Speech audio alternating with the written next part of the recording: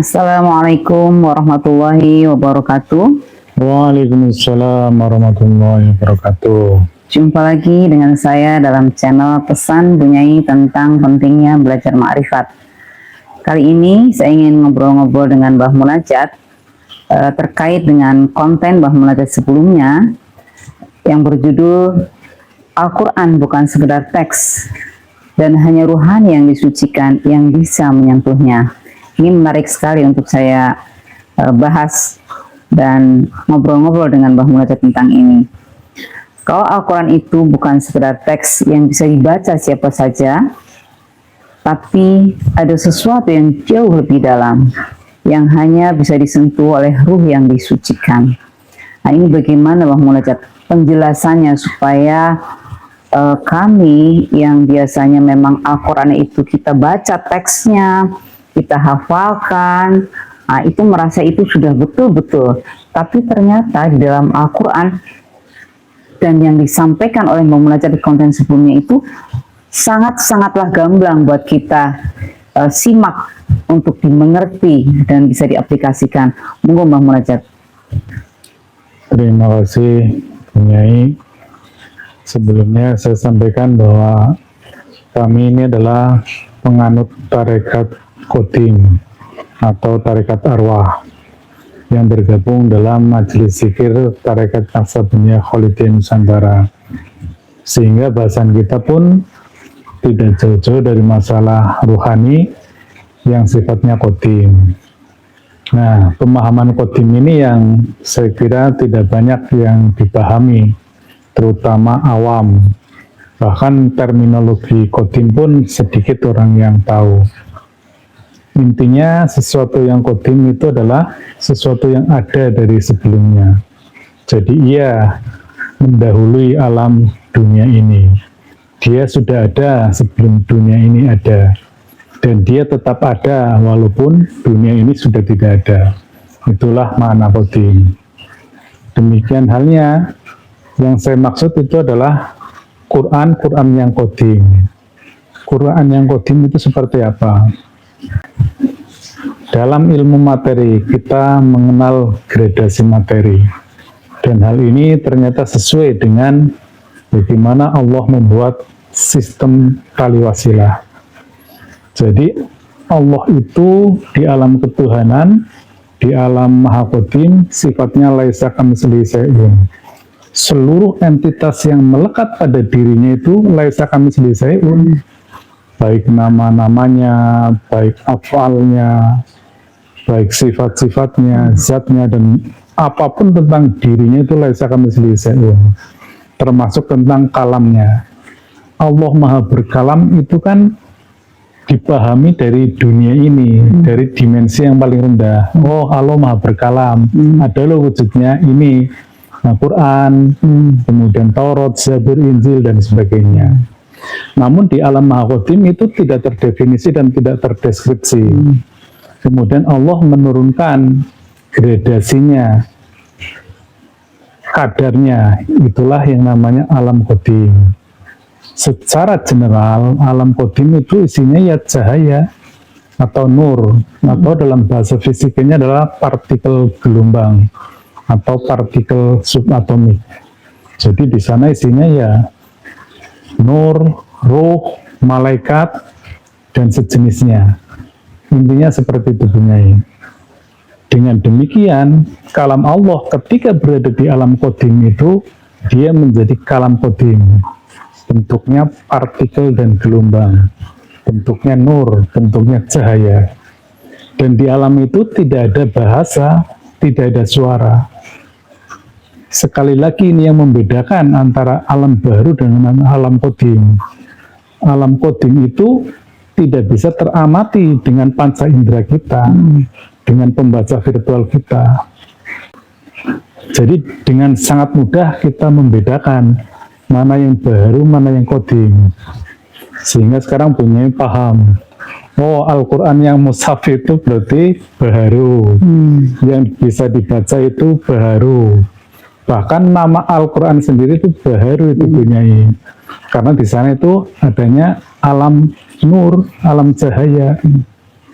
Nah, kemudian menarik, ternyata Allah mengizinkan hamba-hamba yang disucikan untuk bisa membacanya atau menyentuhnya, sebagaimana Al-Waqiah dari 77 sampai 80. Kurang lebih seperti itu ya. Al-Quran itu tersimpan di Lauh Mahfuz dan tidak ada seorang pun yang bisa menyentuhnya kecuali hamba-hamba yang disucikan.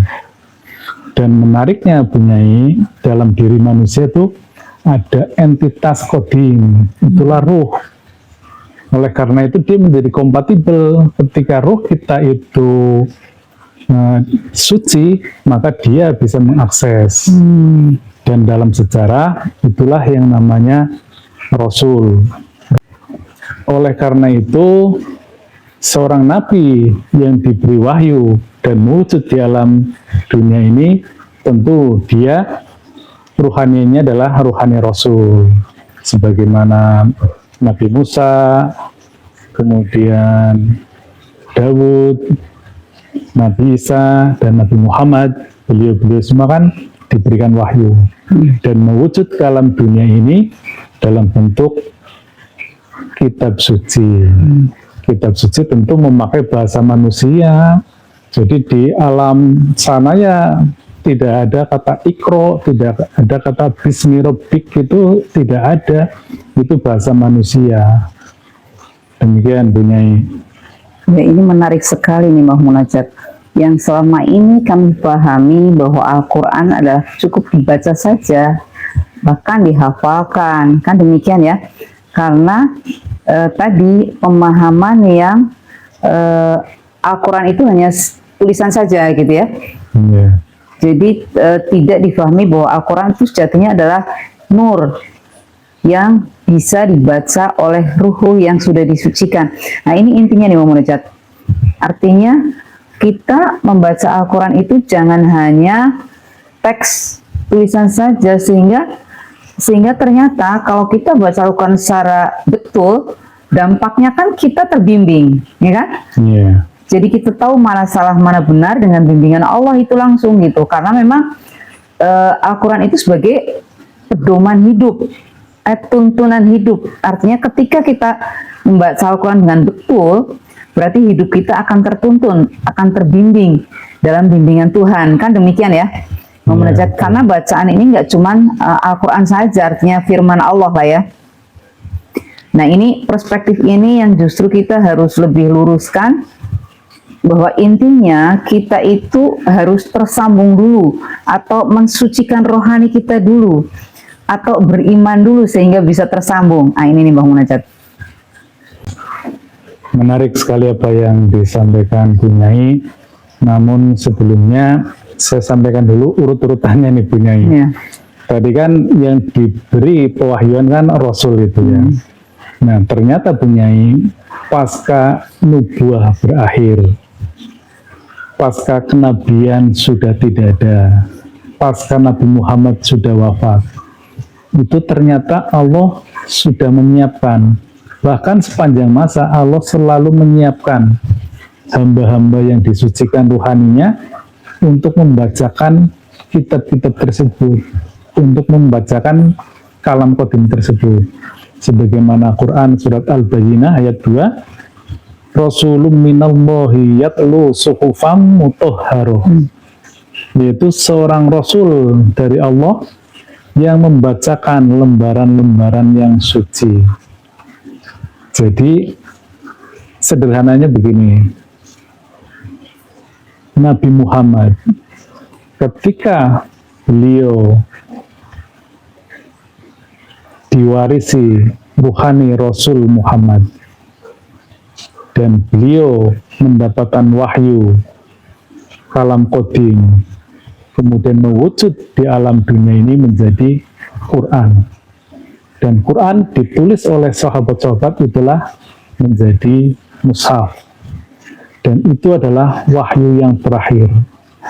Artinya seseorang yang mencapai puncak spiritual tertinggi itu adalah Nabi Muhammad Bunyai.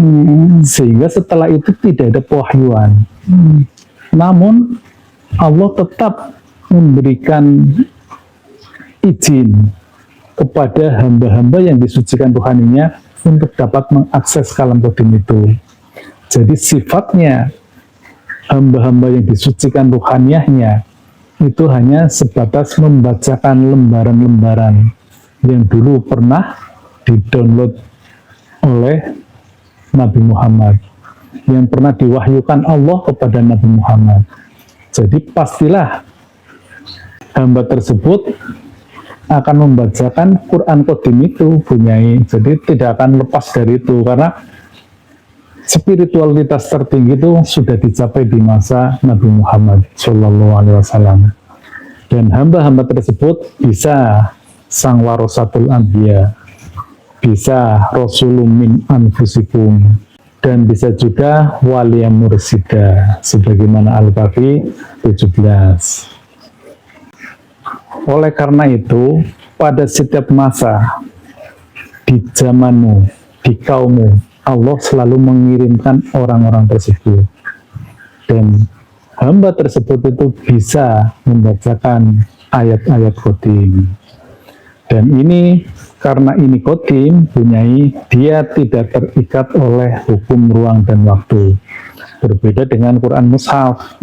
Makanya kalau kita mempelajari mushaf, kita kan terikat oleh aturan-aturan duniawi ya Bunyai ya. Ada hukum-hukum bacaan, ada hukum-hukum bahasa terkait nahwu, sorof, dan balagho. Kita mengenal fi'il madhi, fi'il mudhari. Di Qadim itu tidak Bunyai. Karena dia tidak terikat oleh ruang dan waktu, dia kompatibel sepanjang masa. Dan ayat tersebut itu dialami oleh kita. Misalnya, sebagai contoh, Allah bercerita tentang hari berbangkit. Ketika itu dimaknai dalam perspektif huruf tekstual, itu hari berbangkit adalah nanti setelah kita mati, kemudian setelah alam ini, dunia ini kiamat, manusia dibangkitkan. Tapi dalam perspektif Qadim itu akan menjadi berbeda maknanya Bunyai.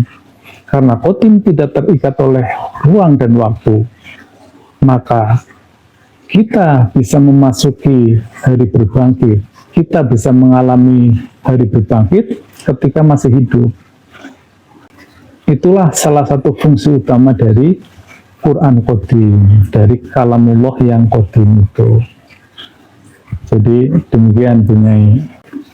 Jadi tadi disampaikan Bang Munajat bahwa Al-Quran Qadim itu hanya bisa dibaca oleh hamba-hamba yang telah disucikan rohaniahnya. Nah ini estafetnya demikian tadi disampaikan Bang Munajat ya, dari Rasulullah kepada warasatul anbiya. Nah ini dia, ini sejatinya adalah Quran Nur ya, yang Nur tadi ya, yang Qadim. Jadi tidak hanya dibaca, kemudian hukum-hukum bacaannya kita dalami, kemudian bagaimana cara membaca yang bagus dan lain-lain yang kita fokus di sana, yang pada akhirnya walaupun kita hafal Al-Quran, kita bisa membaca dengan cakap, tetapi ternyata tidak membawa dampak positif yang signifikan ketika kita seorang yang sudah pandai di dalam pembacaan sarteks atau ahli kitab, bisa disebut demikian Bang Munajat ya? Ya, kurang lebih begitu. Ini sekali lagi saya sampaikan bedanya baharu dan Qadim. Ya. Jadi teknik membaca, melakukan, melafadzkan yang bagus itu adalah ilmu baharu yang ada di dunia ini. Jadi pengaruhnya ya pengaruh di dunia ini Bunyai. Misalnya ahli tafsir, oh dia hebat bisa menafsirkan, tetapi dia tidak bisa mengalami, sekalipun ahli tafsir sekalipun Bunyai. Bahkan tidak hanya itu, hafal Al-Quran, bisa menerjemahkan, bisa menafsirkan. Kalau tidak paham ilmu Qadim, dia tidak bisa mengalami. Dia hanya ada di permukaannya saja, hanya ada di kulitnya saja. Hanya yang bisa diamati, dibaca secara virtual oleh panca indera kita, diolah oleh akal rasional kita. Tetapi sekali lagi, beliau-beliau ini tidak akan bisa memasuki alam Qadimnya, tidak akan bisa mengalami ayat-ayat Qadim tersebut. Padahal seluruhnya itu sebuah perjalanan yang kita alami Bunyai, seluruhnya itu tentang pewahyuan, tentang kematian, tentang berbangkit, tentang padang mahsyar, tentang surga dan neraka, itu semua cerita tentang kita yang bisa dialami itu. Dan mungkin sebagai tambahan juga Bunyai, bahwa kita sebagai yang awam sesungguhnya bisa memasuki alam itu, bisa memahami Quran yang qadim. Namun syaratnya kita harus diaktifasi ruhaninya dulu, dan kita harus ketemu seorang mursyid yang waris, yang kamil mukamil, dan pastinya dia harus bisa menyambungkan ruhani kita ke dalam sistem wasilah. Dan yang kedua, dia bisa membukakan nur kitab kita sehingga kita bisa memahami ayat-ayat qadim. Jadi gitu. Ya, ini luar biasa Munajat. Jadi distorsinya sudah sangat-sangat dalam selama ini ya. Hijab kita sudah sangat-sangat tebal sehingga kita merasa itu sudah benar apa yang kita lakukan. Ternyata, mohon maaf kalau saya sampaikan di sini bahwa ini adalah sebuah kekeliruan seperti apa pesan dari yang disampaikan oleh Mbah Gus Dur ya. Mbah Munajat juga menyampaikan pada konten sebelumnya itu pesan Gus Dur yang sangat penting buat kita. Jadi jangan hanya membaca dan menulis saja, hanya zahirnya saja, tapi nggak masuk di dalamnya. Artinya demikian ya Mbah Munajat. Karena intinya adalah bagaimana kita bisa tersambung sehingga seluruh peribadatan kita betul-betul bisa langsung dibimbing oleh Allah Subhanahu wa taala. Karena hakikatnya kita sudah bisa terbimbing langsung ya. Tidak hanya teks-teksnya saja, tidak hanya di permukaan tadi yang disampaikan Mbah Munajat. Ya, betul. Tidak hanya di dunia saja. Kalau kita hanya membaca dan menghafalkan hanya untuk akal dan panca indera, hanya untuk hukum dunia, tetapi di akhirat nanti, bukan nanti ya, tetapi di akhirat kita tidak mengalaminya. Artinya kita tidak paham laku kita sejatinya sudah ada di dalam Al-Quran gitu. Dibimbing perjalanan kita itu yaitu yang namanya pedoman hidup gitu ya. Jadi yang kemarin kita pahami sebagai pedoman hidup hanya dibaca saja, hanya sebuah cerita, artinya bukan pedoman ini Mbak Munajat ya. Ya, betul sekali. Ya. Ini pula yang membedakan ahli kitab dan ahli laku ini. Jadi ahli kitab itu hanya bisa mempersepsikannya saja. Dan Gus Dur itu sebenarnya sangat keras dan tajam kritiknya.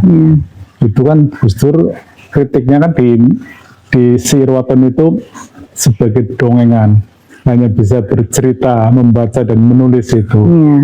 Jadi bercerita tentang akhirat, bercerita tentang barzah, tentang kubur, tentang Sirotol Mustaqim, tetapi tidak mengalaminya, bahkan tidak tahu jalan ke sana Bunyai.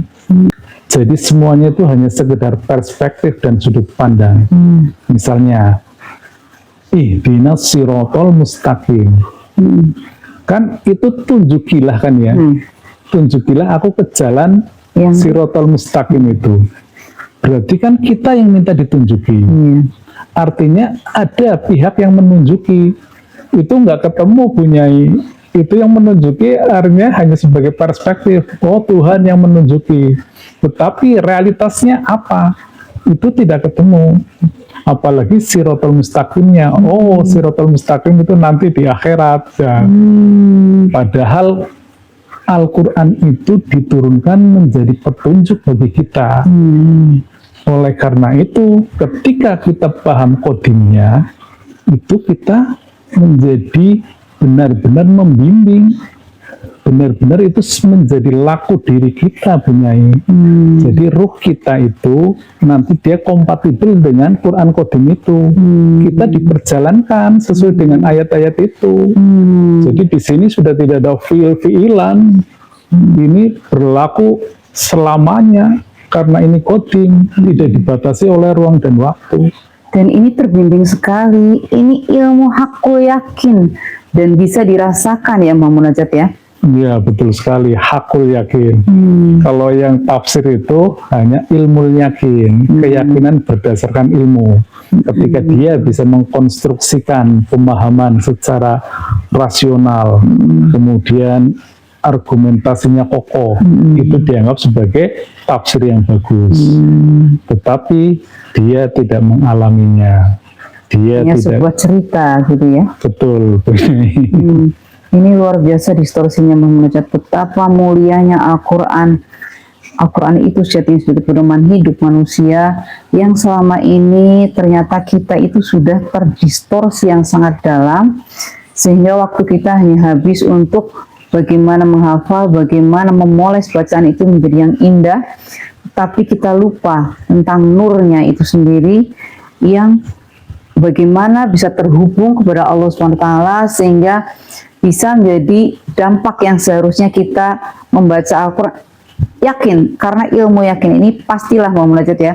Ketika kita bisa membaca Al-Quran dengan Al-Quran nurnya yang tadi disampaikan, pastilah terbimbing seluruh manusia itu sesuai dengan kehendak Allah. Dan ini Bunyi, tidak hanya Al-Quran ya, seluruh kitab suci sesungguhnya dia punya nurnya. Jadi silakan dicek pada masing-masing. Bagi yang selain Islam silakan dicek. Kalau Anda tidak bisa mengalami apa yang ada dalam teks-teks suci, berarti Anda sudah tidak terhubung. Secara rohanianya itu tidak nyambung. Itulah yang tadi disampaikan oleh Bunyai, di agama itu kebenaran harus hakul yakin.